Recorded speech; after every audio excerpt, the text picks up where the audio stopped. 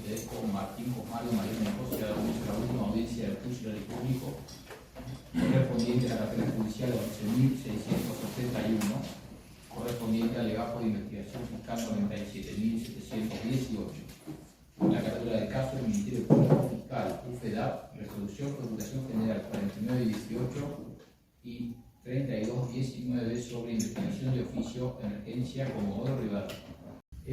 Vamos a dar a conocer la decisión entonces. Como las partes saben, más allá de que se notificará hoy el texto completo de la sentencia, lo que resta que les comuniquemos es la decisión relativa a las penas.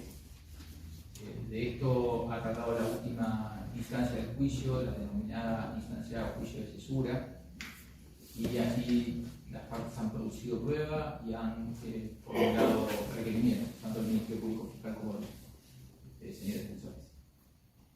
Este es el último tema sobre el cual vamos a tomar decisión, por supuesto sobre la base del veredicto de responsabilidad penal que pronunciamos antes de la feria pasada, en el mes.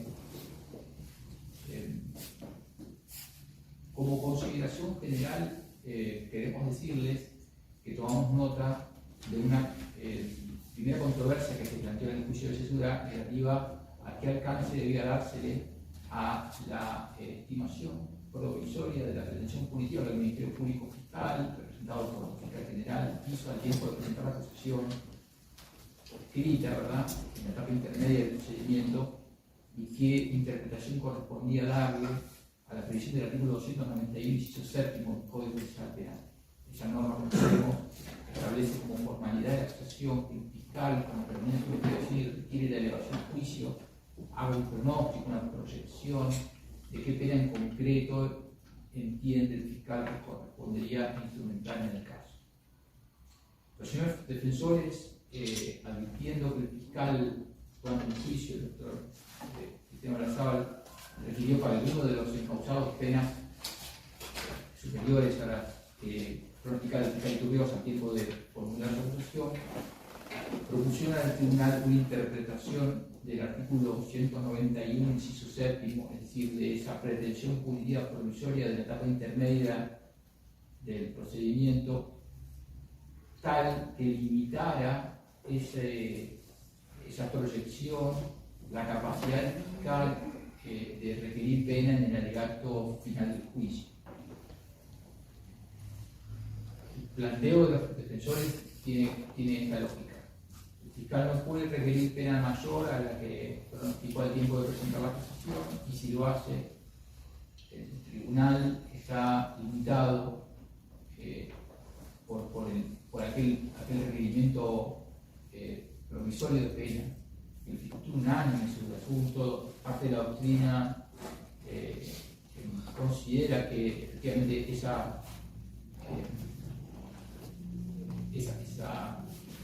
pronóstico provisorio de la pena que hace el fiscal al tiempo de la acusación tiene carácter limitante, le concede a los acusados de alguna manera un derecho que adquieren, el fiscal no requiere más penas más con ellos. Pero sin embargo, no creo que sea esa una interpretación correcta del asunto. A favor de esta postura que tomamos, debemos traer dos citas de autoridad, no es algo que nos guste, pero bueno, en este caso parece pertinente porque no hay demasiados pronunciamientos jurisprudenciales de tribunales superiores sobre la materia. En función de esa diferencia de opinión que tenemos, no consideramos estar limitados más que por el requerimiento concreto de pena que ha formulado el fiscal en esta audiencia de juicio. Esto va en línea también con lo que falló la Corte Suprema en el caso de Amón.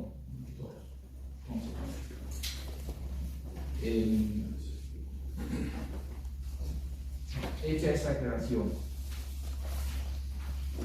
hay temáticas de índole general que atañen a todos los imputados. La primera de esas, ¿cuál es la escala penal aplicable al caso? Bueno, obviamente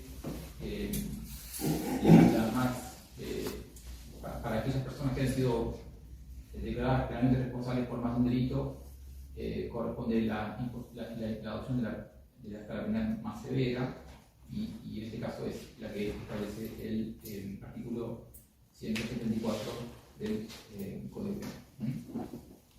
esa es la escala penal que va a guiar a la clasificación de la pena para el SUMA. El punto de ingreso a la escala es el mínimo, esa es una tesitura que hemos adoptado los magistrados que integramos el Colegio de Jueces Generales desde hace mucho tiempo y bueno, es ya conocida esta postura que tenemos sobre el asunto. Respecto de las agravantes, hay agravantes comunes que el fiscal trató de ese modo y que nosotros efectivamente creemos que están presentes en el caso. La primera de ellas en importancia, es decir, la agravante más importante, el factor de mayor peso al tiempo de ponderar la intensificación de las penas para los justiciables, tiene que ver con la naturaleza de la acción, más precisamente el especial contexto de comisión de los delitos con los cuales recae nuestra sentencia declaratoria de responsabilidad. Recordemos que las personas que han sido juzgadas en esta causa han sido consideradas culpables por la comisión de comportamientos delictuales que ha hecho blanco un bien jurídico que es el patrimonio público, el patrimonio estatal. Pero ese patrimonio, ese bien jurídico, se encontraba al momento de cometerse las acciones juzgadas en una situación de particular vulnerabilidad y desprotección. Y esto en función de la situación de crisis humanitaria por la que atravesaba nuestra comunidad en función de la emergencia. Como consecuencia de eso, la menor capacidad que tenía la administración pública municipal para poner en práctica los mecanismos de resguardo patrimonial de los que normalmente dispone. Era una situación de calamidad aquella que atravesaba nuestra sociedad. Eso derivó en un estado de necesidad. Esa situación de necesidad fue atravesada por vecinos y por la corporación municipal. ¿Por qué? Porque las circunstancias obligaron a que la administración pública relajara forzosamente los instrumentos de protección patrimonial de los que disponía a los efectos de garantizar la mayor velocidad en la atención de los más necesitados. Se da cuenta de que el señor Cristian Pérez provocó una lesión efectiva patrimonial equivalente a $40.422 en el tramo consumado del delito y de $30.822 en el tramo de puesta en peligro concreto por tentativa acabada. Al señor Monasterol lo encontramos responsable de haber concretado fraudes y daños patrimoniales en perjuicio de la municipalidad de nuestra ciudad por $116.523. Al señor Morales, por la misma condición, consideramos que ha damnificado patrimonialmente a nuestra comuna en $68.927. Al señor Lobo Rosas, $125.645.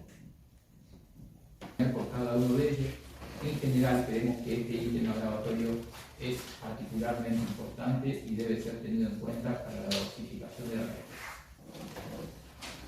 Finalmente, como último ítem agravatorio común, pero este solo aplica a los acusados a quienes les ocupa el rol de autores de fraude, es decir, los llamados empresarios de los acusados. Debe tomarse en cuenta a ellos únicamente, dentro del ámbito objetivo del injusto, cuál fue el medio comisivo que seleccionaron para su perpetración.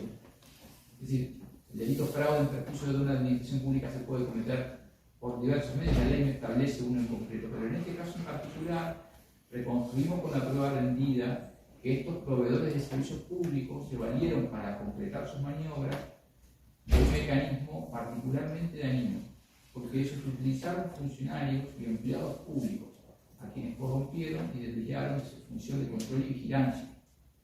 Eso representa un comportamiento delictual que dañó no solamente el patrimonio estatal, sino también, por fuera del ámbito de protección del tipo, que resulta del medio comisivo utilizado otro bien jurídico tanto o más valioso, que es la confianza pública en la honradez, lealtad y rectitud de sus funcionarios.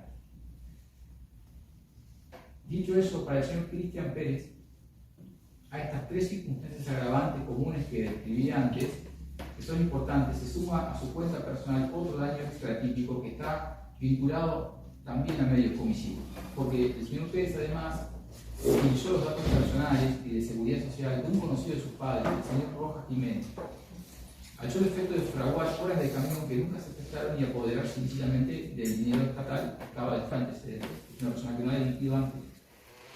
tiene un antecedente de condena, pero en realidad refiere a hechos que no son de fecha previa a los delitos por los cuales aquí se está responsabilizado, por lo tanto no es un antecedente formal. Y también juega a favor suyo que no tiene instrucción formal muy desarrollada y que es progenitor de 3 chicos, ¿sí? De 3 niños. De todos modos, esto es relativo porque el señor Pérez no es proveedor material de los chicos, representa condición efectiva para ellos, pero no provee materialmente para ellos. El señor defensor de Pérez hizo especial hincapié en un argumento que para nosotros una persona que creemos que ha gozado de condiciones personales que le han favorecido mucho para la adecuación de sus comportamientos a derecho al momento de la comisión del delito. Eso ahora en la sentencia y en el juicio de reproche lo perjudica. ¿Por qué decimos esto? Porque es una persona que, más allá de sus contingencias comerciales, de lo cual hablo bastante, a la época de ocurrencia de los delitos que él cometió, gozaba de un nivel socioeconómico netamente superior al promedio.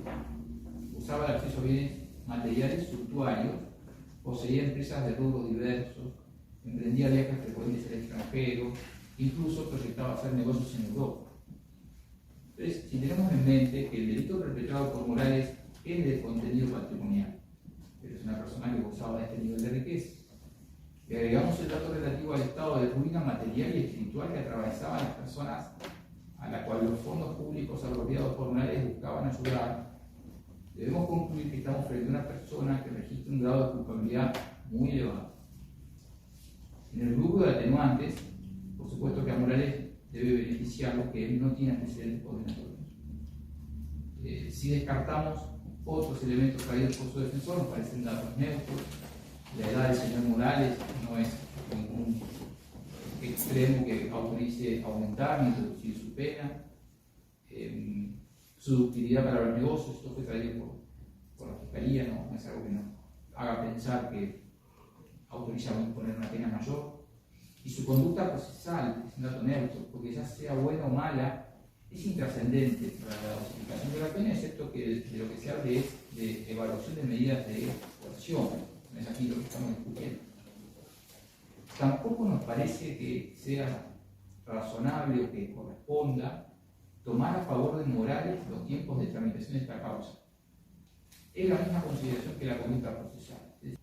Eventualmente uno podría considerar que vía analogía y buena parte, eso podría ser discutido en un caso en el que, sin haber sufrido prisión preventiva, que es una disposición expresa de la ley, el cómputo automático de eso en tiempo de pena, una persona que ha estado sujeta a otras medidas de restricción de su libertad podría tener algún derecho a reclamar una compensación. En este caso no es una situación que aplica para el señor Morales.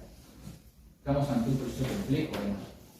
Estamos ante un proceso en el que, en el ejercicio de su defensa, muchos de los imputados han articulado recursos, han efectuado planteos, las partes procesales se han extendido por lo complejo del caso y por la multiplicidad de los planteos de la defensa, lo cual nos parece que ahora, al tiempo de graduar la pena, eso pueda beneficiar a la justicia. No procede tampoco la condición de hombre casado del señor Morales, ni esta enfermedad de la cual nos han hablado poco, la verdad, que atravesaría a su esposa. No se ocupó nada el señor defensor de probar acerca de esto, hubiese sido eventualmente relevante para la decisión, pero la verdad es que ningún medio de prueba se nos ha pedido como para tomar seriamente eso al tiempo de decidir la pena. Para el señor Morales, la respuesta punitiva que decía el tribunal es 3 años y 8 meses de prisión más accesorias y cosas. Embolsó con el desfalco a las arcas municipales que perpetró dinero equivalente a $125.645. Relativamente, en comparación a los demás proveedores de obra pública que estamos responsabilizando, el señor Lobos nunca tuvo habilidad comercial y no gozaba de una posición socioeconómica acomodada, a diferencia de sus consortes de causa. Esto, al sumo, era algo que la capacidad económica de Señor Lobos era algo intermedio. No nos parece que estemos con piedad fiscal ante una persona que por su nivel socioeconómico debamos inferir un juicio de reproche mayor. Lo beneficia, como a los demás, su carencia de antecedentes computables, penales. Y finalmente, como pasó con el señor Morales, su abogado, nos parece que se limitó a argumentar, pero no a probar, como quizá debió, una supuesta dependencia de terceros para con él, en orden a la cual habría necesidad de moderar en menos su sanción. Se nos trajo al respecto de la declaración de una trabajadora social, la pena para el señor Lobo Rosas.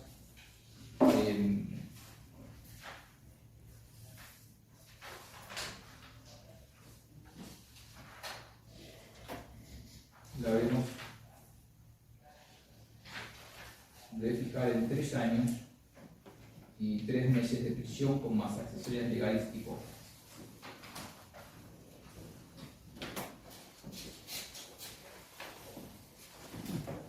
El señor Roberto Monasterolo, sus condiciones personales, su nivel de instrucción formal, su extensa experiencia de vida y comercial, la calidad de sus vínculos, su grado de inclusión socioeconómica, todo eso nos conduce a que lo consideremos como quien por lejos es merecedor del mayor de los reproches. La prueba incorporada al juicio demuestra que este señor es de profesión ingeniero, preside numerosas empresas de servicios públicos, de construcción y de provisión para la industria petrolera. Y en virtud de una extensa y comercialmente exitosa vida profesional e industrial, goza y gozaba, en el momento de los hechos, de un muy elevado nivel de vida y de una capacidad de acceso a bienes materiales de importancia.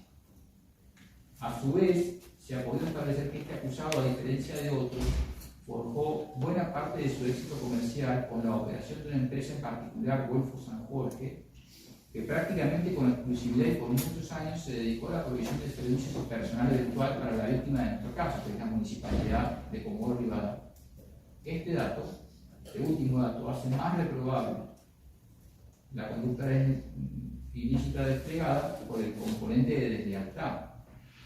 En último término, también en la cuesta del inculpado debemos anotar un aspecto puntual relativo a los medios que usó para la comisión del delito. Su vínculo personal, empresarial y societario con el secretario de Infraestructura y Obras Públicas de la Administración Municipal, Abel Boyeta, cuya participación criminal en las maniobras no solo posibilitó la consecución del fraude, como sucedió en los demás casos, sino que en este en particular, el autor Monasterolo se garantizó una seguridad mayor en la ejecución del injusto, maximizando su dominio de la causalidad por la estrechez de vínculo que ostentaba con uno de los funcionarios de mayor injerencia en el trámite de cobro. Como atenuantes para el señor Monasterolo, vamos a tener en cuenta la carencia de antecedentes condenatorios, pero no lo es para nosotros su edad. Por lo dicho precedentemente, es decir, respecto de otro imputado, tampoco para el señor Monasterolo vamos a considerar atenuante el tiempo que ha demandado la tramitación de este proceso. Quizá haya otras empresas u otros empresarios íntegros que reemplacen al acusado en sus funciones mientras transcurra la ejecución de la sentencia, en caso de declarársela firme, y no se pierda nada que sea socialmente valioso. Finalmente, sopesando la extensión del daño causado de manera directa, $116.000 aproximadamente, la pena imponerse a Roberto Monasterolo va a ser más elevada que las demás. Estaremos en 5 años de prisión más accesorias legales y cobro. Rubén Baromeque. Sus condiciones personales le proporcionaron herramientas muy valiosas y útiles para adecuar su comportamiento a los mandatos de la ley, herramientas que sin necesidad de esfuerzo él optó por desatender. Eso impacta con efecto amplificador de su culpabilidad, una persona más culpable. El justiciable fue prácticamente toda su vida adulta un funcionario estatal. Su desempeño laboral fue siempre en funciones públicas y además por la magnitud del perjuicio patrimonial sufrido en orden a sus aportes materiales, es decir, todo lo que se ha defraudado ha sido posible gracias a los aportes del señor Palomeque y de otros. Nada de lo demás que trajeron las partes a la discusión final nos ha parecido relevante. Los viajes que el señor Palomeque hizo al extranjero no evidencian por sí solos que este sea una persona con grandes posibilidades de acceso a bienes materiales. También se acreditó, por ejemplo, que él debe apoyar económicamente a un hijo que esté incapacitado para el trabajo, con lo cual no hay demasiada información al respecto. En cuanto al dolo eventual, que esgrime su defensora como elemento dogmático que justificaría una respuesta sancionatoria menos severa, no nos parece que esté claro, o suficientemente claro, qué tramos de la conducta de su cliente se tuvo por probar en carácter de delito continuado bajo estas condiciones, pero que debe ser computado y que lo beneficie. Debe compensarse al señor Palomeque en tiempo el mayor sufrimiento que a él en particular le va a significar la violación de la libertad ambulatoria que le vamos a imponer con la condena. Y esto en función de que, más allá de la enfermedad que hoy atraviesa, que esperamos todos que sea superada, lo concreto es que el hecho de haber atravesado esta enfermedad le ha causado, y nos lo ha probado la señora defensora con testigos e información médica, un deterioro físico y neuronal de consideración. Pero independientemente de cuál vaya a ser el ámbito físico en donde se vaya a ejecutar la pena privativa de la libertad, que puede ser materia de acción después de ejecución, la pena para el justiciable debe respetar el principio de humanidad y de proporcionalidad. Y la proporcionalidad implica que debe tenerse en cuenta qué efectos concretos va a tener el cautiverio en una persona concreta. Y esos efectos, en el caso del señor Palomeque, van a ser más dolorosos. Por consiguiente, para él, la pena va a ser inferior a la de otros funcionarios, va a ser fijada en 4 años de prisión, más una habilitación especial perpetua para el ejercicio de funciones, cargos, empleos, comisiones públicas, accesorias y cosas. La señora Bergollero, al igual que Monasterolo, contaba con condiciones personales, un nivel de instrucción formal, calidad de vínculos y grado de inclusión socioeconómica superlativo. Eso nos hace pensar que el juicio de reproche para con él deba ser particularmente negativo. Los dos, es decir, el señor Bollero y el señor Monasterolo, comparten la profesión de ingeniero, son dueños de por lo menos 2 empresas, una muy exitosa comercialmente, del rubro de servicios petroleros, con 100 empleados, se nos dijo, y un valioso parque vehicular y maquinaria. Su desarrollo familiar y profesional fue muy bueno y cuenta con una capacidad económica que le permite acceder a bienes y servicios suntuarios.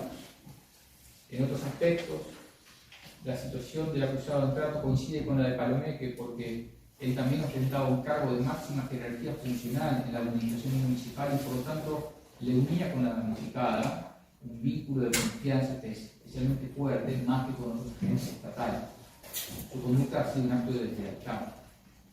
Eso le aporta un mayor contenido de injusto a su conducta porque vulnerabiliza más profundamente el bien jurídico. Como atenuante, solo creemos que debe considerarse la ausencia de condenas previas. Su realidad familiar, que ha sido traída por el defensor como elemento para reducir la sanción, no importa para nosotros una temática de trascendencia de la pena tercera. Solo se nos hizo saber que el señor Bollero es abuelo de una nieta a la que a veces acompaña.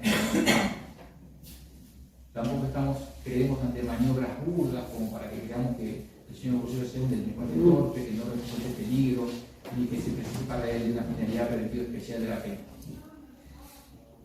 Entonces, en concreto, para el señor Abel Bollero, la pena va a ser fijada en 5 años de prisión, más inhabilitación especial perpetua para el ejercicio de funciones, cargos, comisiones públicas, accesorias legales y el pago de cobro.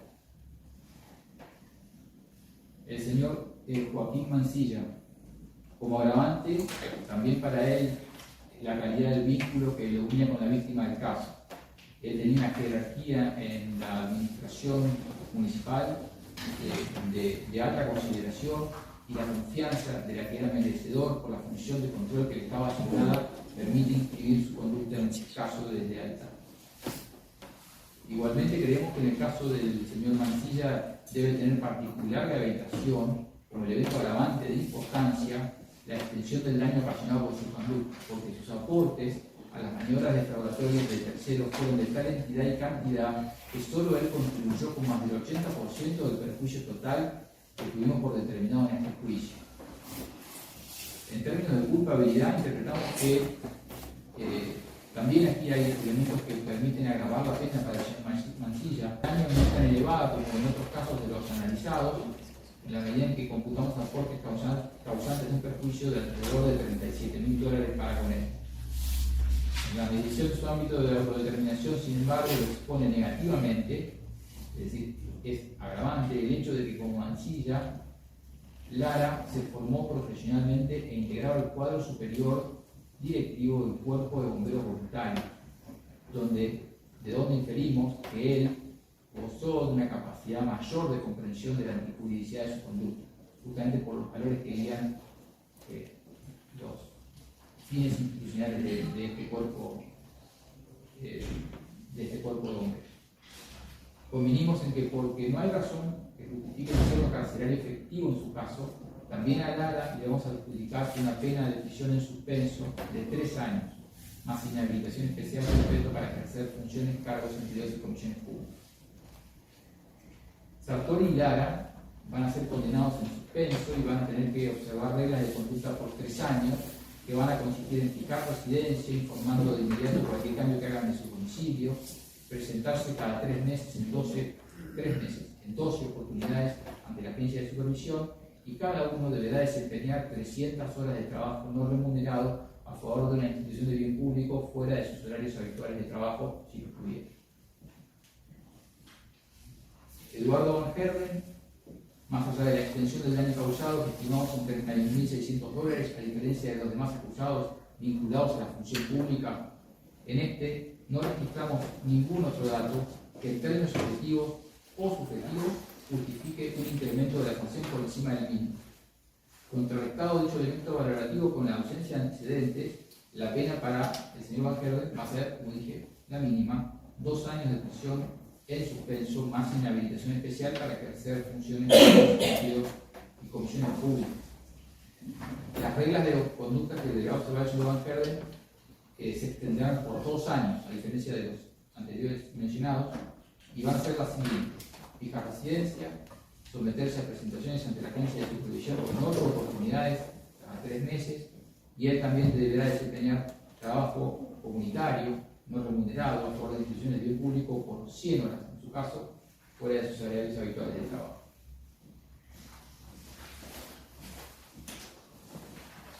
Las cuestiones finales. No se ha controvertido, vamos a obligar a Cristian Leandro Pérez a restituir la suma de $40.422 estadounidenses, a Roberto Adel Monasterolo a restituir la suma de $116.523 estadounidenses, a Javier José Morales a restituir la suma de $68.927 estadounidenses, y a Cristian Hernando Rosas a restituir $125.645 estadounidenses. Por supuesto, dejamos aclarado que el destino de este dinero, luego de que sea ejecutada la orden de restitución sobre los condenados mencionados, será la administración pública municipal de nuestra ciudad. Ha habido oposición de las defensas a la cautela civil requerida por el acusador en cuanto propició la inhibición general de los destinatarios de la orden de restitución para garantizar el cumplimiento futuro de ese tramo de la elección de convenio. No hay discusión para nosotros en cuanto a que concurren en este caso el primer recaudo que exige la ley procesal civil para disponer medidas precautorias, la verosimilitud del derecho, que por cierto se firma tal como ha quedado resuelta esta instancia de juicio. En el 230 del Código de Salud Civil y Comercial vamos a decretar la inhibición general para vender o grabar bienes de Cristian Leandro Pérez, Roberto Adel Monasterolo, Javier José Morales y Cristian Hernando Rosa. Vamos sí a diferir la institución de esta medida por 5 días hábiles, que se van a contar desde que la oficina judicial habilite y ponga a disposición de los nombrados una cuenta bancaria oficial nominada en dólares estadounidenses en la que ellos podrán, si lo desean, depositar embargo la suma que en cada caso corresponda. Sin que se haya verificado esa dación en embargo, expirado el término, queda automáticamente habilitada la ejecución de la medida, va a correr a cargo del Ministerio Público Fiscal su diligenciamiento.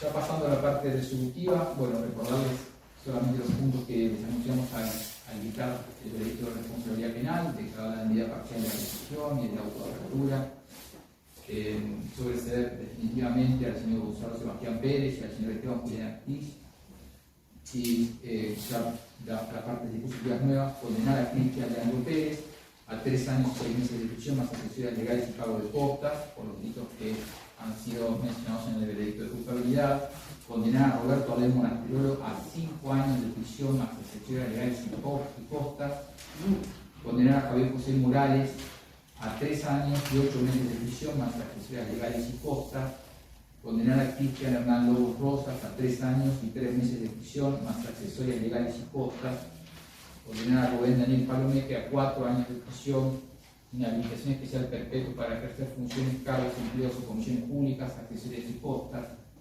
condenar a Víctor Cebollero a 5 años de prisión más esa inhabilitación especial perpetua, condenar a Joaquín Luciano Mancilla a 3 años y 8 meses de prisión más la inhabilitación especial perpetua mencionada, condenar a Rubén Darío Sartori a 3 años de prisión en suspenso más inhabilitación especial perpetua con las reglas de conducta indicadas, y condenar a Juan Carlos Lara a 3 años de prisión de cumplimiento en suspenso más inhabilitación especial